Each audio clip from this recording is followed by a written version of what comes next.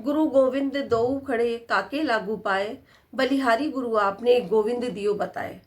गुरु और गोविंद यानी कि ईश्वर दोनों खड़े हुए हैं और किसी कारणवश आप लोगों के सामने ऐसी परिस्थिति आ जाए कि दोनों में से पहले किसके चरण स्पर्श किए जाएं, तो गुरु का महत्व ज्यादा है। आप लोग बचपन से कबीरदास जी का ये दोहा पढ़ते आ रहे होंगे, सुनते आ रहे होंगे। इसमें भी गुरु का महत्व ज्यादा बताया गया है। इसी तरीके से ज्योतिष शास्त्र के अंदर भी गुरुदेव का बहुत ज्यादा महत्व है। अगर आपकी कुंडली के अंदर गुरुदेव अच्छी प्लेसमेंट के अंदर है तो उनकी जो अमृत दृष्टियां है वो आप की कुंडली के सारे दोषों को समाप्त कर देती है। भाइयों और बहनों, इस वीडियो के माध्यम से मैं आप लोगों को यही बताना चाहती हूँ कि गुरुदेव का 12 भावों के अंदर क्या फल होता है, वो किस तरीके का प्रभाव देते हैं अपना हर भाव के अंदर, क्या अच्छा प्रभाव देते हैं, क्या बुरा प्रभाव देते हैं, उनकी दृष्टियां क्या काम करती है।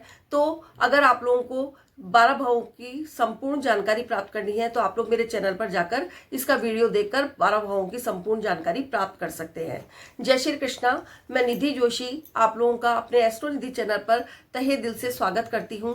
आशा करती हूं कि आप लोगों को मेरा वीडियो पसंद आएगा। अगर वीडियो पसंद आए तो लाइक और शेयर करना मत भूलिएगा और बेल आइकॉन का बटन भी दबाना मत भूलिएगा, ताकि मेरी वीडियो के सभी नोटिफिकेशन आप लोगों को समय समय पर मिलते रहें। तो चलिए देर न करते हुए इस चर्चा को आगे बढ़ाते हैं। वैदिक ज्योतिष के अंदर गुरुदेव को बहुत ऊंचा दर्जा दिया गया है। ये सौम्य, शुभ और मंगलकारी ग्रह कहे जाते हैं। बृहस्पति देव को ही गुरु ग्रह का दर्जा दिया गया है।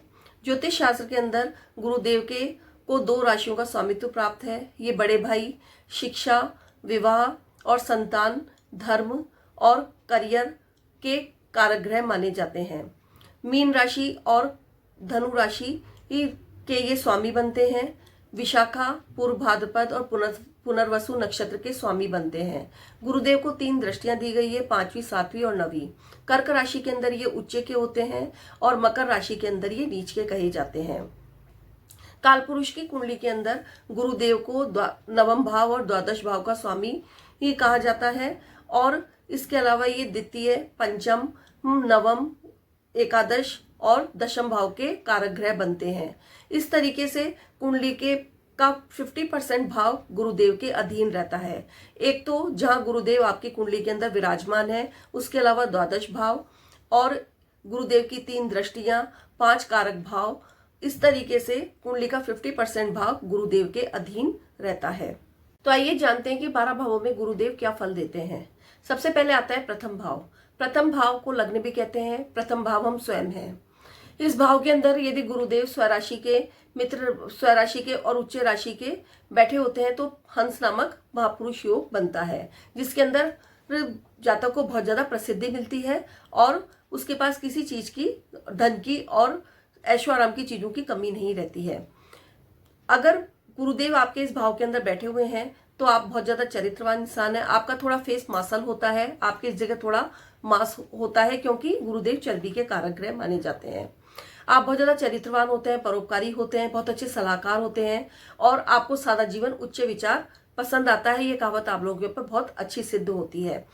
और साथ के अंदर आप ईमानदार भी होते हैं और सलाहकार होने के कारण आप लोगों की समस्याओं को सुनते हैं और बहुत समझदारी से उनका निपटारा करते हैं। लोग बाग आप लोगों से सलाह लेने आते हैं अपनी परेशानियों को लेकर। आप उसका बहुत अच्छे से समस्या को सुनते हैं और उसका समाधान निकालते हैं। साथ के अंदर आप बहुत ज्यादा ज्ञानी होते हैं। आपसे लोग दूर दूर से ज्ञान प्राप्त करने के लिए आते हैं और आपको ज्ञान देना भी बहुत अच्छा लगता है। आप बहुत ज्यादा सादा जीवन और सरल विचारों के होते हैं। आप लोगों को दिखावा पसंद नहीं होता है, बनावटीपन आप लोगों को अच्छा नहीं लगता है। कुल मिलाकर आप बहुत सौम्य और शालीन होते हैं। अब आता है द्वितीय भाव। द्वितीय भाव हमारी वाणी का है, हमारे भोजन का है, हमारी संपत्ति का है, हमारे धन का है, हमारी पैतृक संपत्ति का है। इस भाव के अंदर यदि गुरुदेव को बैठा दिया जाए तो आप लोगों को अपने कुटुंब से बहुत ज्यादा प्यार होता है। आप कुटुंब के साथ हिल मिलकर रहना, साथ में भोजन करना आप लोगों को बहुत अच्छा लगता है और आपको अपनी पैतृक संपत्ति से भी बहुत ज्यादा लगाव होता है। उसको बनाए रखने का भी आप लोगों को शौक होता है। आप लोगों को घी वाला और गरिष्ठ खाना अच्छा लगता है, मीठा खाने का भी आप लोगों को शौक होता है। इसके अलावा आप यदि भोजन करते हैं तो पहले भगवान को हाथ जोड़ते हैं या फिर कोई ना कोई मंत्र उच्चारण करके उसके बाद ही भोजन ग्रहण करते हैं। फिर आता है तृतीय भाव। तृतीय भाव हमारे छोटे भाई बहनों का, हमारी वाणी, हमारे अड़ोसी पड़ोसी का, हमारी छोटी यात्राओं का, हमारी मेहनत का और हमारे पराक्रम का और हमारे कम्युनिकेशन का कहा जाता है। इस भाव में यदि गुरुदेव को बैठा दिया जाए तो गुरुदेव इस भाव के अंदर अपने आप को कंफर्ट महसूस नहीं करते हैं। इस वजह से भाई बहनों से थोड़ी बहुत मानसिक रूप से या बाहरी रूप से थोड़ा मन मुटाव बना रहता है। अड़ोसी पड़ोसी से भी आप लोगों की कम बनती है। लेकिन यदि इस स्वराशि राशि के, उच्च राशि के या मित्र राशि के अंदर गुरुदेव बैठे हुए हों तो आप एक अच्छे टीचर, अच्छे लेखक, अच्छे कम्युनिकेशन, आप लोगों की स्किल बहुत अच्छी हो जाती है। फिर आता है चतुर्थ भाव। चतुर्थ भाव हमारी माता का घर है, हमारा मानसिक सुख है, हमारी जो संपत्ति है, अचल संपत्ति, हमारा गाड़ी बंगला, इन सब का भाव माना जाता है। इस भाव में यदि गुरुदेव को बैठा दिया जाए तो आपको बड़ी गाड़ियां रखने का, बड़े मकान में रहना, या फिर आपका मकान बहुत बड़ा हो सकता है, या फिर आपका पैतृक मकान हो सकता है, और आपके मकान के आसपास कोई मंदिर भी हो सकता है। आपकी जो माता जी हैं वो बहुत ज्यादा ज्ञानी होंगी, उनको धार्मिक पुस्तकें पढ़ना अच्छा लगता होगा, उनका धर्म में बहुत ज्यादा आस्था होगी। इसके अलावा आपको अपने घर के अंदर बहुत ज्यादा शांति प्रिय होती है। आप अपनी जो पैतृक जो आपके परदादा दादा थे, उनसे जुड़ी हुई जो चीजें थी, उन लोग को अपने घर के अंदर संभाल कर रखना बहुत ज्यादा अच्छा लगता है। अब आता है पंचम भाव। पंचम भाव हमारी शिक्षा, संतान और हमारे इंटेलिजेंसी का है। यहाँ पर गुरुदेव बैठकर शिक्षा, संतान और इंटेलिजेंसी तीनों ही चीजें दे देते हैं। लेकिन यदि गुरुदेव यहाँ पर अकेले बैठे हुए हों तो फिर गुरुदेव यहाँ पर आपको या तो शिक्षा के अंदर ही अच्छी शिक्षा ही दिला पाएंगे, या फिर संतान संबंधी कोई ना कोई समस्या खड़ी कर देंगे। दोनों में से एक चीज देंगे, यदि संतान या फिर शिक्षा। इसके अलावा फिर आता है शिष्ट भाव। शिष्ट भाव हमारे रोग, ऋण, रिपु और जॉब का कहलाता है। इस भाव में गुरुदेव बैठकर अपने आप को कंफर्ट महसूस नहीं करते हैं। ये आपको पेट संबंधी बीमारियां, लीवर संबंधी बीमारियां दे सकते हैं। कर्जों के अंदर ये कमी कर देते हैं, लेकिन कई बार ये दुश्मन आपके परिवार के अंदर ही आपके दुश्मन बन जाते हैं और आपको परेशान करने की इनडायरेक्टली कोशिश करते हैं। फिर आता है सप्तम भाव। सप्तम भाव आपके पार्टनरशिप का है। पार्टनरशिप आपकी वैवाहिक भी हो सकती है और आपकी व्यापार की भी हो सकती है। यहाँ पर भी गुरुदेव अपने आप को कंफर्ट महसूस नहीं करते हैं। वो आपकी रिलेशनशिप, जो मैरिड लाइफ है, उसके अंदर थोड़ी प्रॉब्लम खड़ी कर देंगे। लेकिन व्यापार के अंदर यदि आप कोचिंग सेंटर या फिर शिक्षा से संबंधित कोई इंस्टीट्यूट वगैरह चलाते हैं तो उसके अंदर आपको ये फायदा करा देंगे। फिर आता है अष्टम भाव।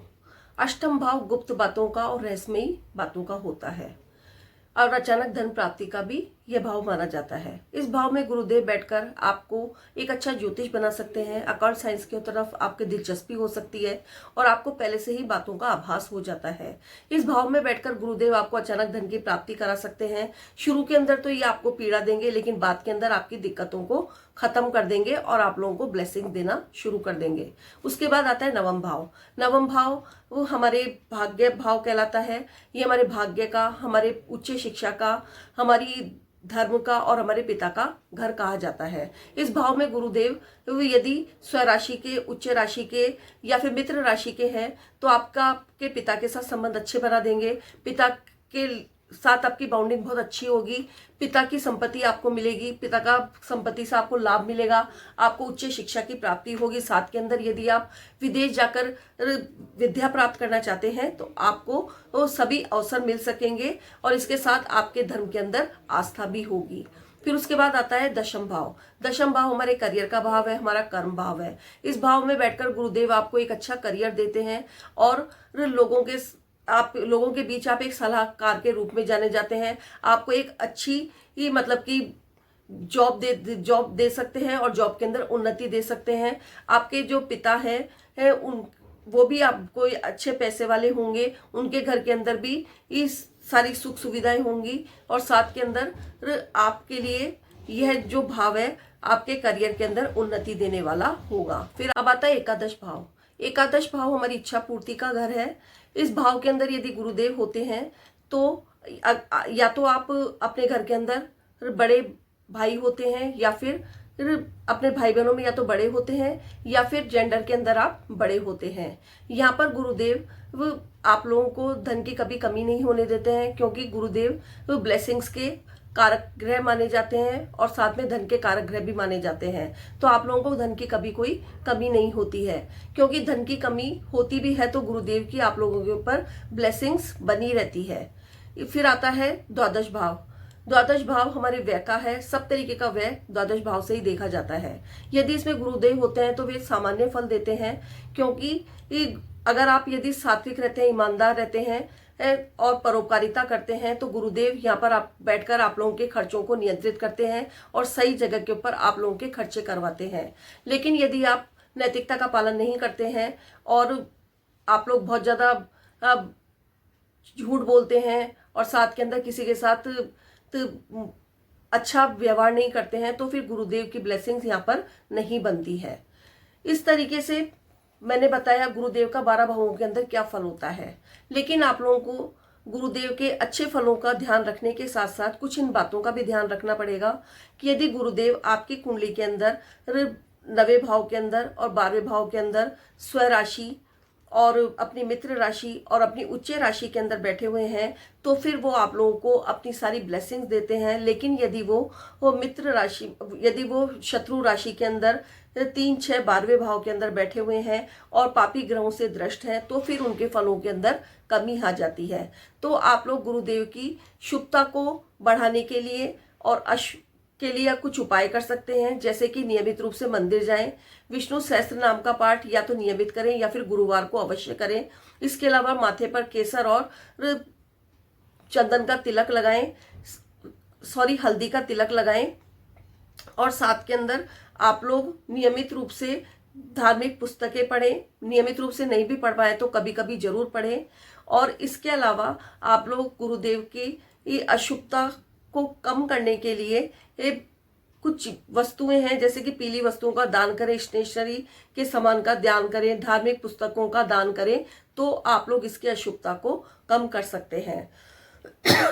इसके अलावा ये तो हुई गुरुदेव के बारे के अंदर समझ जानकारी।